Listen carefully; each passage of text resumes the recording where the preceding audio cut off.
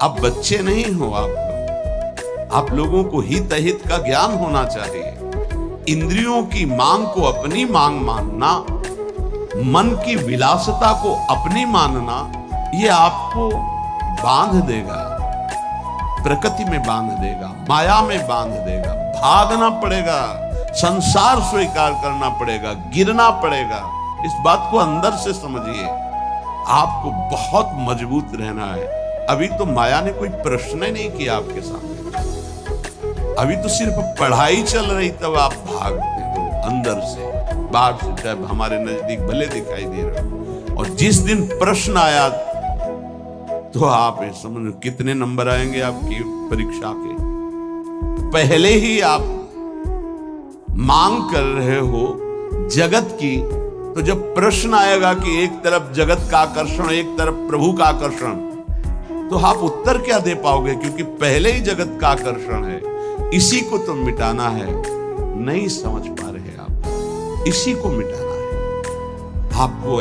जथा लाभ संतोष सदा काहू सो कछु न चाहूंगा। जैसे मेरे प्रभु रखे वैसे रहूंगा, कभी कोई चाह नहीं। सच्ची मानिए, यदि आप सतमार्ग में चल रहे हैं तो कोई चाह नहीं। जैसे आपसे पूछा जाए क्या आप पसंद करते हैं, नहीं बोलिए आप क्या पसंद करते हैं? किशोरी जी का नाम दे दीजिए, इसमें रति हो जाए। नहीं वैसे क्या पसंद करते? किशोरी जी का धाम, दिव्य वृंदावन मेरे नेत्रों में झलकने लगे, दे दीजिए। इनकी शिवा आपकी हृदय की मांग आपको फंसा देगी। इस शब्दों को पकड़ लीजिए। सत्संग के शब्दों को आप नहीं पकड़ते। आपका मन जब विपरीत चिंतन करता है तो आप कीर्तन कीजिए, वाणी जी का उच्च स्वर से गायन कीजिए। एक बार जीत गए तो 1000 बार इसको पटक दोगे मन को, एक बार हार गए तो 1000 बार पटकी लगाएगा आपको। आप समझो, आप किसी विशेष कृपा से आप चल रहे हैं। अगर इस विशेष कृपा की अवहेलना करेंगे तो आपका परमार्थ रुक जाएगा। पूज्यपाद श्री उड़िया बाबा जी महाराज से स्वामी अखंडानंद जी महाराज प्रश्न करते हैं, बाबा यदि कोई हमारे गुरु और इष्ट की निंदा कर रहा है तो हमारा क्या कर्तव्य बनता है? यदि कोई हमारे गुरुदेव की इष्ट की निंदा करता है तो हमारा उस समय क्या कर्तव्य बनता है? उत्तर, उस उपासक को चाहिए कि उसके सामने जो इष्ट की निंदा या गुरुदेव की कर रहा है वहां से तत्काल हट जाना चाहिए। कभी भी दोबारा उसके पास नहीं बैठना चाहिए। नीति कहती है कि सहन नहीं करना चाहिए, लेकिन प्रीति कहती है कि उठ के चल देना चाहिए, लड़ाई झगड़ा नहीं करना चाहिए। बहुत ये व्यवहार की बहुत काम की बात है। प्रायः ऐसा संयोग मिलता है कि हमारे इष्ट और गुरुदेव की अवहेलना करने वाले हमारे रिश्तेदार, नातेदार, संबंधी ही होते हैं, माता या पिता या ऐसे। क्यों होते हैं? क्योंकि जब उनका कोई संबंधी भगवत मार्ग में चलता है तो फिर उनकी भावनाओं के विरुद्ध हो जाता है। अगर वो उनकी भावनाओं का ही केवल पोषण करने लगेगा तो इष्ट गुरु से विरुद्ध हो जाएगा, पक्का। आगे चल के देख लेना। और जब इष्ट गुरु की भावना में वो पुष्ट होता है तो उनकी लौकिक भावनाओं को वो कुछ भी नहीं गिनता। अब उनको लगता है कि ये जो हमारा पुत्र है या पुत्री है या पत्नी है या परिवार का सदस्य है, कितना हमें प्यार करता था, ये जब से गुरुजी से मिला, जब से उपासना में आया, तब से ऐसा हुआ, तो उसकी गुरु के प्रति, इष्ट के प्रति भी निष्ठा नहीं रहती, भक्ति नहीं रहती, और उसी के अंदर से माया निंदा करवाने लगती है, बहुत प्रियजनों के द्वारा। अब वहां क्या हमारा कर्तव्य है? हमको पास नहीं बैठना, हमको उनका विरोध नहीं करना। बाबा कहते हैं नीति तो आदेश करती है सहन ना करने की बात। संत शंभुश्री पद अपवादा कही सुनी तहां अस मर्यादा काटी जीव तासु जो बसाई, नीति कहती है। लेकिन बाबा कह रहे हैं भक्ति कहती, प्रीति कहती है कि हमको क्रोध नहीं करना, हमको वैर नहीं करना, बदला लेने की भावना नहीं करना और ना हमको सुनना है। कान में अंगुली डाल के तत्काल वहां से अलग हो जाना, उससे फिर पुनः मिलना नहीं, उसका संबंध हृदय से अस्वीकृत करना है। जो सहन करता है तो भगवान और गुरुदेव में उसकी प्रीति स्थित हो जाती है। यही जीवन का परम लाभ है। दूर का कोई करे तो चलेगा, बिल्कुल पास का करेगा, नजदीक एकदम विरोध शुरू होगा, बिल्कुल नजदीक शुरू होगा। आपको बचाना है अपने आप को और उसका भी मंगल मनाना है। भगवान से प्रार्थना करनी है कि इसकी बुद्धि शुद्ध हो जाए और अपने को उसके आकर्षण, संबंध, वचन तीनों से दूर हटाना है। क्योंकि भगवान की स्मृति स्वयं श्री भगवान है। अगर आप इष्ट और गुरु की निंदा सुनेंगे, करना तो बहुत दूर की बात, तो आपकी भगवत स्मृति गायब हो जाएगी, स्मृति चली जाएगी। स्मृति गई तो कुछ नहीं रहेगा। यहां तक कि उपासक को भगवान से भी बढ़कर भगवान की स्मृति पर भाव रखना चाहिए। यस्य स्मरण मात्रेण जन्म संसार बंधना, जिनका स्मरण मात्र संसार में जन्म मरण के चक्र से मुक्त कर देता है, उन प्रभु की स्मृति को प्रभु से भी बढ़कर के मानना है। कोई कहे प्रभु से बढ़कर कैसे हो सकता है? तो प्रभु तो हमारे हृदय में है, लेकिन उनकी स्मृति नहीं है, तो नाना प्रकार के विकारों में हम बंधे बह गए। और जिस दिन से गुरु कृपा से भगवत स्मृति जागृत हुई, तो हमें सुख मिला, शांति मिली, विश्राम मिला। दुख प्रभु नहीं दूर किए, प्रभु तो सबके हृदय में बैठे हैं। प्रभु की स्मृति भजन ने दुख दूर किया। गोस्वामी जी ने भी लिखा है कि सबके हृदय अछत अविकारी, सकल जीव जग दीन दुखारी, तहां वेद अस कारण भाखा। वहां वेद ऐसा कारण बता रहे कि भगवान तो सबके हृदय में अछत अविकारी सुख सिंधु विराजमान है, पर जीव सब दीन दुखी हो रहे, विषयों के प्रति दीन और दुखी हो रहे हैं। उसका कारण क्या है? भजन नहीं है। भगवान के होते हुए दुख निवृत्त नहीं हुआ, लेकिन जे भी भजन प्रारंभ हुआ भगवत स्मृति, वो दुख को जड़ से मिटा दिया। इसलिए भगवत स्मृति भगवान से भी बढ़कर, ऐसे भगवान की स्मृति देने वाले गुरुदेव और जिनकी स्मृति ऐसे हमारे आराध्य देव, अगर इनकी कोई निंदा करे तो मेरा प्रिय कैसे हो सकता है? माया जहां आप एकाग्रता करके प्रभु में लगने की कोशिश करेंगे तो विविध रूपों में आकर आपको आकर्षित करेगी। आप आकर्षित ना हो, आप विरोध से परास्त ना हो, आप अपनी भक्ति को पुष्ट रखें। जो जीव मेरा और तेरा, मैं और मोर, इसी को महत्व दे रहा है, वो भगवान से प्यार नहीं कर सकता। क्योंकि भगवान से प्यार करने के लिए इस मेरा और तेरा को, लौकिक शब्द को मिटाना पड़ेगा। मैं सिर्फ प्रियालाल का हूं, प्रियालाल मेरे, बस ये हृदय की स्थिति होनी चाहिए। देख लीजिए, प्रभु में ऐसी स्थिति, अनन्य चिंतन तभी हो सकता है जब हृदय में बात आ जाए कि मैं प्रभु का, प्रभु मेरे, बस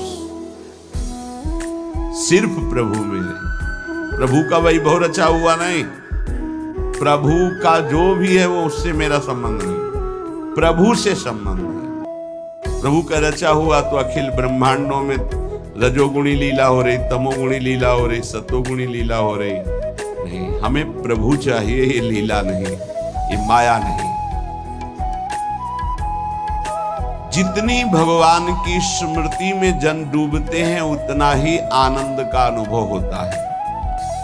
पर जब हृदय में भोगों के प्रति राग होता है, और जब वो नहीं मिलता तो क्रोध हो जाता है, चिड़चिड़ा स्वभाव हो जाता है, नाक में गुस्सा बन जाती है। ये उपासक सावधान इस वृत्ति से। नहीं, अगला इसका जो कदम है उसका नाम है भय। राग भोगों का, बराबर भोग तुम्हें मिलते रहे ऐसा सृष्टि में कभी किसी को नहीं होता।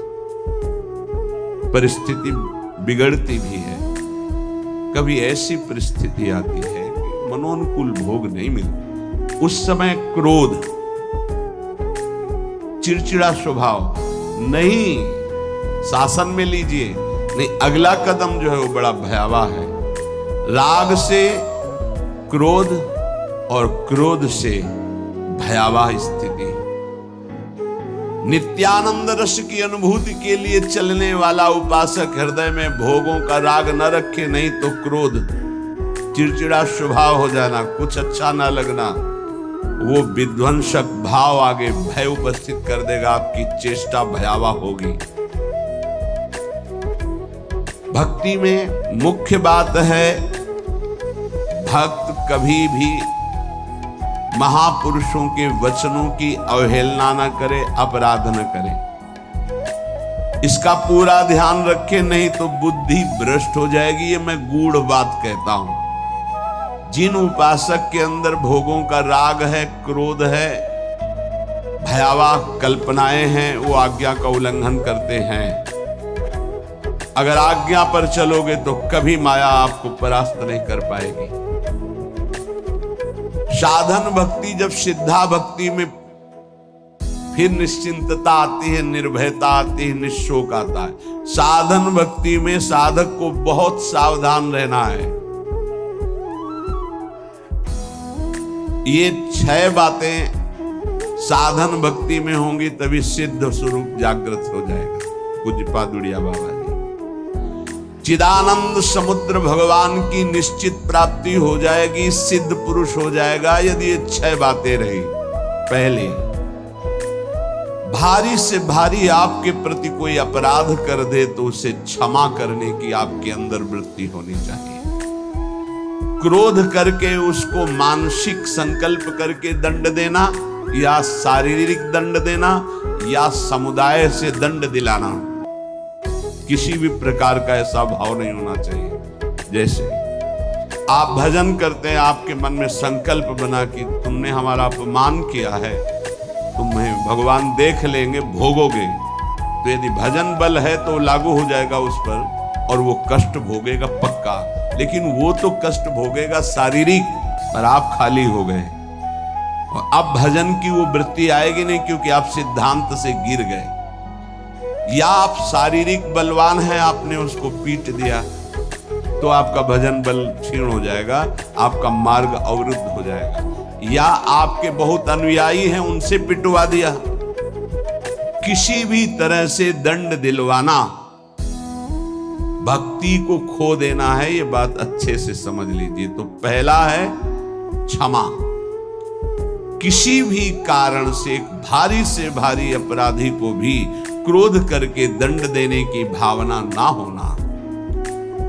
दूसरा है, कभी भी किसी भी वस्तु, व्यक्ति, स्थान पर महत्व रखकर अपने प्रभु को भूल जाना, ये बहुत सावधानी की जरूरत। तभी आप सिद्ध होंगे, परिपक्व अवस्था तभी आएगी। अव्यर्थ कालत्वम, समय व्यर्थ नष्ट कर देना। कब नष्ट होता है समय व्यर्थ? अनुकूल भोग मिल गया, उसमें राजी हो गए, भूल गए भगवान को। अनुकूल व्यक्ति मिल गया, उससे बात करना है, बहुत दिनों बाद मिले, बातचीत, हंसी मजाक, और कैसे हो, भूल गए भगवान को। वस्तु, व्यक्ति, स्थान, पदार्थ, पद, चाहा हुआ कुछ भी मिले, उसके मिलने में यदि आपका भजन छूट गया तो आपकी भक्ति बाधित हो जाएगी। ये सावधानी कहां है, किस साधक में? कोई बिरला ये ध्यान रखता है कि हमारे सामने अनुकूल वस्तु, व्यक्ति, पदार्थ, घटना, पद, ये अगर कोई भी आवे तो भी हमें अपने प्रभु का स्मरण नहीं छोड़ना। समय 1 मिनट व्यर्थ नहीं होने देना, सिद्ध बनने के लिए, भगवदाकार वृत्ति के लिए, भगवत साक्षात्कार के लिए। तीसरा, जिन भोगों को निषेध किया गया है तुम्हारे आसपास सब हो, सुविधा हो भोगने की, तो भी तुम्हारे हृदय में भोग लालसा ना हो। अगर हो भी जाए तो भोगना नहीं। आवश्यकता से अधिक धर्म अनुकूल भोग भी ना भोगे। फिर धर्म के प्रतिकूल तो बात जाने दो, जितनी आवश्यकता है। ये बहुत सूक्ष्म विषय है। जैसे भोजन में मीठा बहुत प्रिय होता है, किसी को नमकीन बहुत प्रिय होता है। जहां अनुकूल भोजन आया, अधिक मात्रा में लिया, उस दिन नोट करना भजन नहीं होगा। वो भजन जो स्वाभाविक होता था रोटी दाल में, वो नहीं होगा। आप देखना तो कितनी दुश्मन है वो वस्तु जो हमें प्रभु के स्मरण में शिथिलता दे दे। रुचि नहीं रह गई भजन की, फिर बातें होती बैठ करके प्रपंच की बातें, और या फिर बहुत खूब सोना, सो रहा है, सारी शक्ति पचने में लग जाती है। जब उधर में जरूरत है 500 ग्राम 400 ग्राम भोजन की, और आपने दबा करके उसमें 1.25 किलो भर दिया, अब इसके बाद पानी गया, अब वो सारी आपकी जीवनी शक्ति उसी में लग गई पचाने में, तो भजन के लिए आपके पास सामर्थ्य कहाँ रह गई। बार बार जमवाई लो, बार बार टहलो, बार बार लेटो, क्योंकि वो पच जाए ना। और वो कि बर्बाद ना हो। तुम ही हो भारत में सार्थक करने वाले, और तो जीव है ही नहीं भाई। और भी तो पशु पक्षी, तुम अपनी केवल लो, तुम उतना ही सेवन कीजिए, वो कोई और पालेगा, पशु पक्षी पालेंगे, कुछ चीज बर्बाद नहीं। आप छोड़ दीजिए, उसमें चींटियां लग जाएंगी, वो चींटी पालेंगे, बहुत से कीट पतंगे वो पालेंगे। आप ऐसा ना सोचे कि बर्बाद हो। तो उपासक को पदार्थ, वस्तु, व्यक्ति, हमें किसी व्यक्ति से इतना प्रेम नहीं कर लेना कि वो उसके मिलने पर प्रभु का विस्मरण हो जाए। ये बहुत सूक्ष्म बातें महापुरुषों के द्वारा शोध कर कही गई है।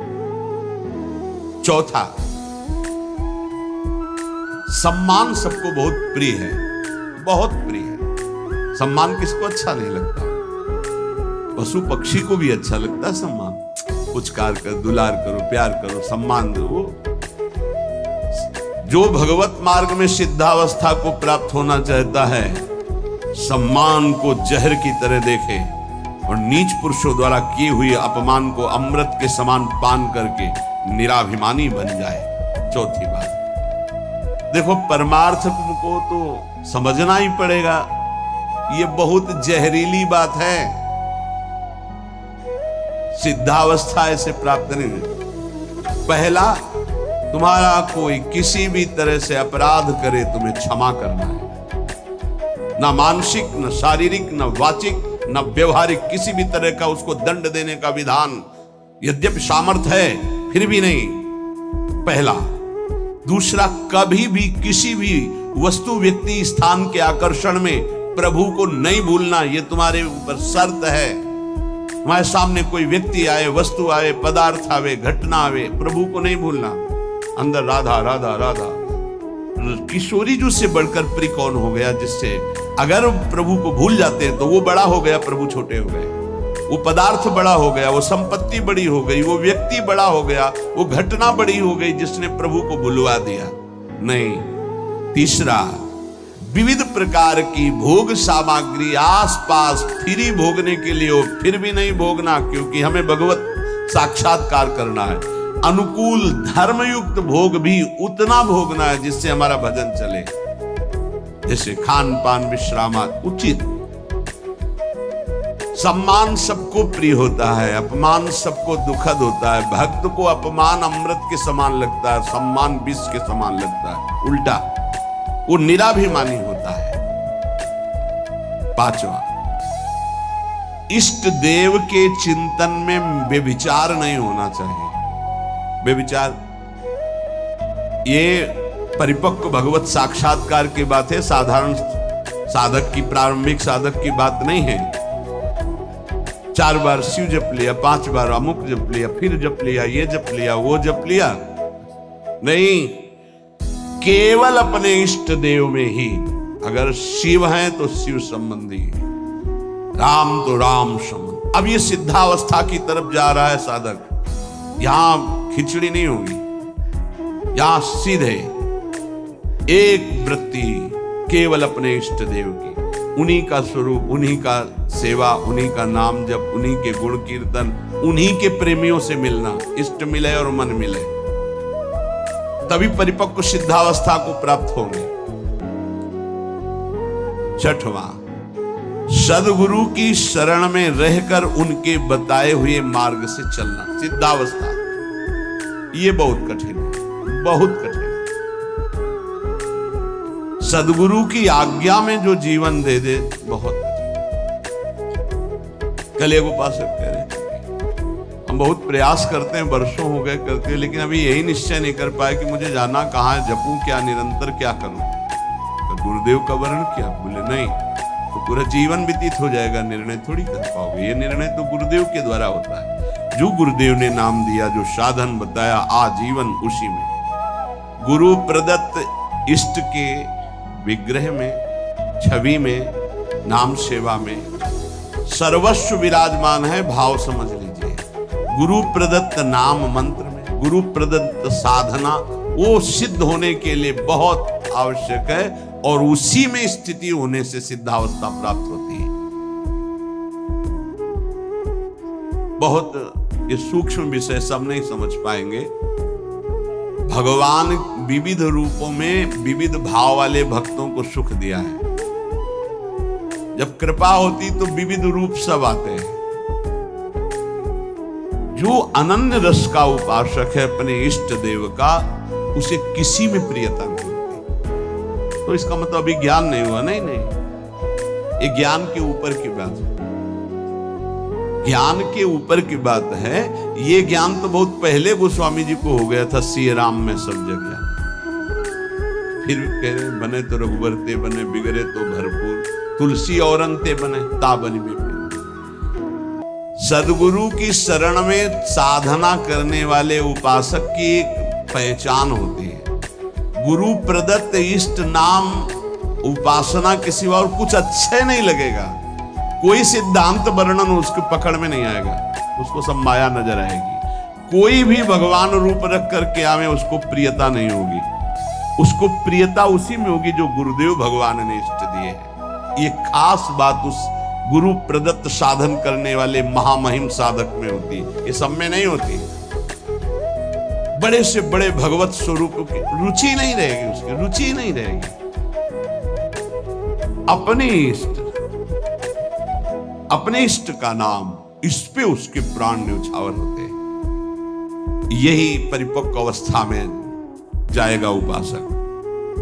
प्रभु के विविध रूप हैं, विविध छवियां हैं, विविध उनकी शोभा है, विविध नाम है। ये तब होता प्रारंभ में, विविधता में। लेकिन जब परिपक्व अवस्था की तरफ, तो गुरु प्रदत्त साधन और साध्य पर दृढ़ निश्चय, अपना कोई भाव। आजकल गुरु बनाने के लिए जब आते हैं तो पूरा रजिस्टर भरा होता है, कोरा कागज बनकर गुरु जी के पास जाया जाता है। अब लिखो इस पे, जो लिख दोगे आजीवन इसी पे लिखा रहेगा। लेकिन यहाँ इतना लिखने का अवसर ही नहीं, शिष्य बन रहे और पूरा रजिस्टर भरा हुआ है। हम तो ये करते हैं, हम तो ये करते हैं, हम वही कैसे, हमारा ये सिद्धांत, हमारे ना कोई आग्रह ना कोई भाव, ये रखा है हृदय हमारा, जो आप चाहो इस पे डाल दो, वही जीवन भर ऐसे शिष्य बना जाता है। सब अपनी भावनाएं हटाकर गुरुदेव के चरणों में। अब आप जो, ये नया जन्म हमारा है गुरु दीक्षा का, आप जो आज्ञा करेंगे वैसे ही हम चलेंगे। एक अबोध बच्चे की तरह गुरुदेव के चरणों में समर्पण। अबोध बच्चे की, मुझे कुछ पता नहीं, जैसा आप कहे वैसा मैं चलूं।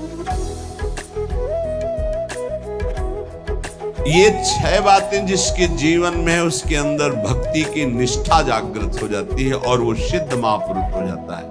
फिर पहला, हर परिस्थिति में क्षमा। बहुत कठिन है, बहुत कठिन है। कोई अपराध पे अपराध करता जा रहा है, हम क्षमा पे क्षमा करते जा रहे हैं। बड़ा प्रभाव क्षमा का है। आप तो क्षमा कर रहे हो, उसका परिवर्तन शुरू हो जाएगा। क्षमा में इतना बड़ा बल है कि जो अपराध कर रहा है उसका परिवर्तन हो जाएगा। क्षमाशील ही परिवर्तन कर सकता है। क्रोध करने वाला या दंड देने वाला महान नहीं माना जाता, क्षमाशील महान माना जाता है। दूसरा, कभी भी किसी भी परिस्थिति में समय व्यर्थ न जाना, वस्तु व्यक्ति स्थान के संयोग में। तीसरा, कोई भी भोग सामग्री समीप फिरी पर नहीं भोगना प्रभु के। मेरे प्राप्ति के लिए मेरा भक्त सब सुखों का त्याग करता है। भगवान ने कहा जो पवित्र भोग हैं उनको भी आवश्यकता के अनुसार ही, विधि भोग हैं जिनका निषेध नहीं किया गया, धर्म पूर्वक भोग सकते हैं, उनको भी आवश्यकता के अनुसार जितना कम से कम सेवन कर सके। चौथा, सम्मान को विश्वत नीच पुरुषों द्वारा किए हुए अपमान को अमृत मानकर निराभिमानी रहना। पांचवा, निरंतर अपने गुरु प्रदत्त उपासना में आसक्त और इष्ट देव पे आसक्त, जो गुरुदेव ने बताया। छठवां, सदगुरुदेव की पूर्ण शरणागति, पूर्ण आश्रय, एकदम कोरा कागज बनकर वो जैसा जैसा कह रहे हैं वैसे चलने से भक्ति निष्ठा जागृत हो जाती है। भक्ति निष्ठा जागृत होने पर वो सबसे अधम और छोटा अपने को समझने लगता है। अपने को इतना तुच्छ मान लेता है कि उसके भजन सेवा सद्गुण जितने हैं उनका उसके अंदर अभिमान ही नहीं आता। इसी कारण वो सिद्ध हो जाता है। थोड़ी सी साधना अभिमान उत्पन्न कर देती। क्यों? क्योंकि गुरु कृपा नहीं है। इसलिए जहां निराभिमानी होकर प्रभु से अपना संबंध जो था है जो रहेगा उसका बोध हुआ, उसी समय उसे भगवान की प्रेम लीलाओं का अनुभव